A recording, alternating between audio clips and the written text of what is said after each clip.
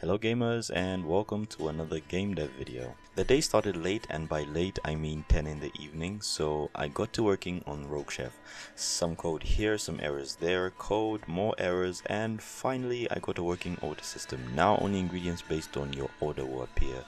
Then I had to 8th March, so I started the day by adding some of my friends' art, and then I quickly made my own tempo art and added that to Rouge, and everything worked fine.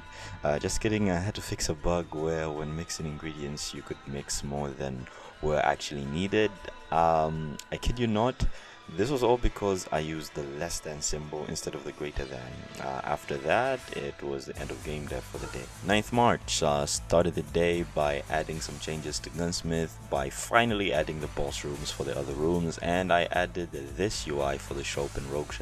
Monday, March 13th, I started the day by working on a shop system for Rouge. So I created two scripts, one for the shop and one for the items, then slammed that with the shop UI that I created a couple of days ago. Then a little code here, and boom, we have a simple shop. Tuesday, 14th March.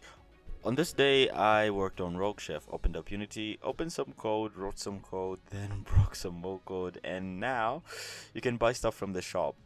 Those things will appear as orders when you complete your current order, but that isn't fun.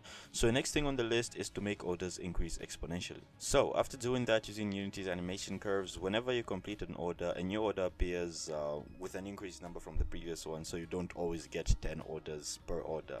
Something like that. Okay, so you may have noticed that I haven't really gotten much done over the 2 weeks. Now, this is because I just have too many priorities at the moment. School, projects, and generally not trying not to die.